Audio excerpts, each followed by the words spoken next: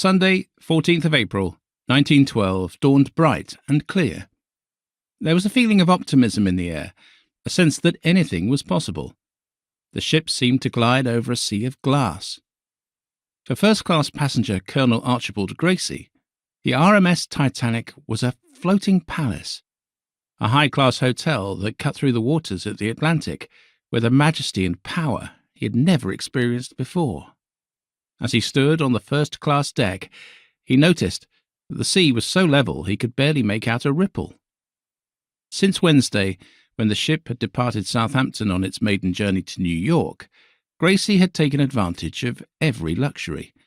After all, this was a liner that had cost $7.5 million to build, a ship that carried 800 bundles of asparagus, 1¼ tons of fresh green peas, 36,000 oranges and 16,000 lemons, 75,000 pounds of fresh meat, 11,000 pounds of fresh fish, 4,000 pounds of bacon and ham, 7,500 pounds of game and poultry, 1,000 sweetbreads, 40,000 sausages, 40,000 fresh eggs, 6,000 pounds of fresh butter, not to mention the 1,500 bottles of wine, the 20,000 bottles of beer and stout, or the 850 bottles of spirits. For the gentlemen on board, there were 8,000 cigars, which they could enjoy while putting the world to rights. It's not surprising, then, that on that Sunday morning, after a few days of self-indulgence, Colonel Gracie felt he should take a spot of exercise. He rose early, before breakfast, and played a half-hour game of squash with Fred Wright, the professional racket instructor, followed by a swim in the heated saltwater swimming pool. The exercise refreshed his body and spirit, erasing, for a few moments at least, a slight uneasiness that hung over him. The pleasure and comfort which all of us enjoyed seemed an ominous feature to many of us, including myself, he said, who felt it almost too good to last without some terrible retribution inflicted by the hand of an angry omnipotence.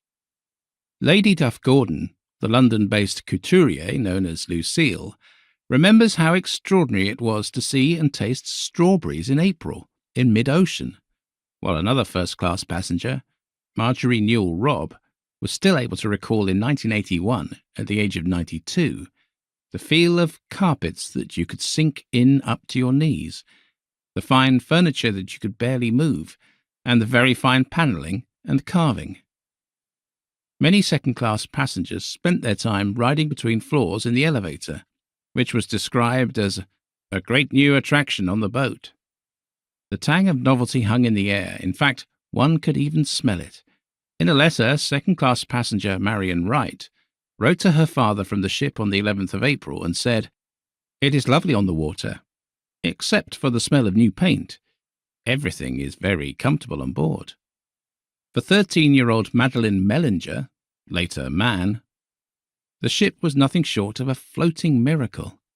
She was travelling with her mother, Elizabeth Ann, in second class to make a new life for themselves in America. Her father, Claude Alexander Mellinger, a London journalist, had brought the family to the point of ruin through years of what she later described as his extravagance and high living. After Mellinger finally deserted them, Elizabeth was forced to take a position as a lady's maid and travelling companion with the wealthy Colgate family of America. For Madeline, the Titanic became a symbol of promise, a sign of new beginnings. "I could write forever about Titanic and how it changed my life," she wrote in a letter nearly 60 years later. "A little while ago I started a story of my life kind of thing, and I had to stop as it was running into dozens of papers, and I wondered if I could finish it.